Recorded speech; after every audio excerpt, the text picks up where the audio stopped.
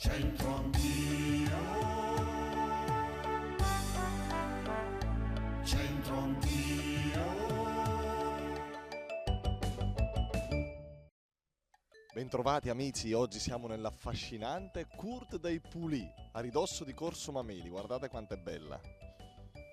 La Cour dei Poulies è una meravigliosa corte rinascimentale, il cui nome deriva da quello di una famiglia, i Polini, che abitavano qui nel Cinquecento. I Polini erano conciatori e gestivano una bottega di cuoio e cordame che si affacciava su Contrada delle Mercanzie, oggi appunto Corso Mameli.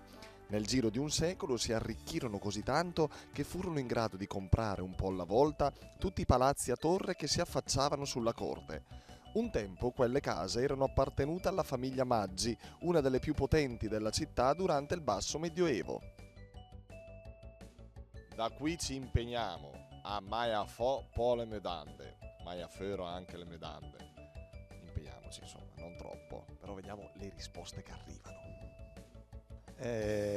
Restare in bolletta, mangia fuori le mutande e restare in bolletta. Speriamo di no. È così, mangia fuori le mutande e restare in bolletta. Lei conosce qualcuno? No, non conosco nessuno che erga mai a fare anche le medante. Meglio. Meglio. Mai a fero, mai a fo po le medande. Sì, Che vuol dire? mangiare anche le medande, cioè spendere tutto. No, vero? No, io no, per il momento no, Per carità, anche per sempre. anche per sempre. Guardate che bella, affettuosa questa bella coppietta che abbiamo beccato in giro. Mai a fero po le medande. Che significa secondo lei? Spendere tutto quello che si ha, più o meno. E lei vorrebbe mai a fero po le medande? No, sicuramente no. Anzi, vorrei comprarne qualcuno. Qualche mutanda in più. Sì, soprattutto per la moglie o le nipotine. Visto che sono affettuosi, eh?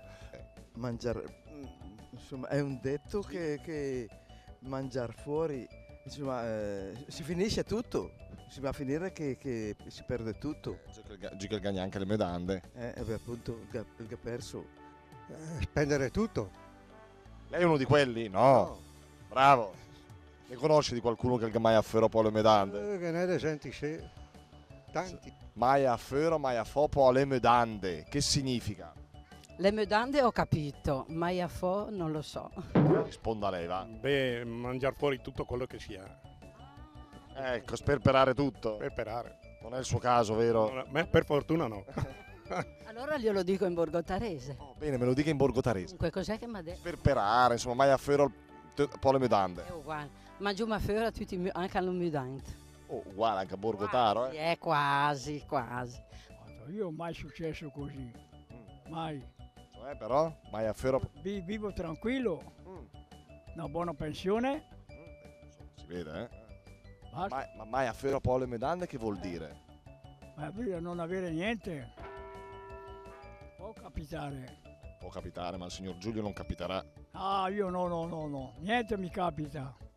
Senta, reverendo, ma qualche proverbio ecclesiale, magari in dialetto bresciano, lo conosce? Ma uno dei più diffusi nel bresciano è proprio questo: sbaglia poi precia di messa, che lo si dice quando appunto uno sbadatamente compie un errore e dice che gli errori li fanno anche i preti. Mi sembra un proverbio molto saggio e direi anche gustoso. Gli altri preti, lei no però, Ma qualche volta, devo dire, mi distraggo anch'io. Ma noi non ci siamo mai accorti. Meglio. Mai a fo, mai a fero, po le medande, che significa? Mangiare fuori anche le mutande.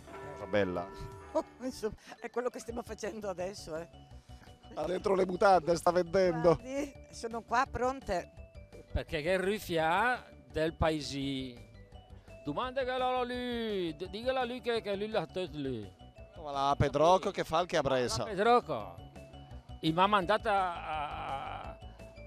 a Brejo perché mi ha detto va a imparare l'italiano, va a parlare l'italiano, ognuno tu. Mai a fo po le medande, mai a fero po le medande, insomma ci siamo capiti. Sperperare tutto il patrimonio, ecco qual è il significato di questo detto popolare. Beato chi ce l'ha un patrimonio. Arrivederci, grazie, alla prossima, ciao. Centro Anch'io.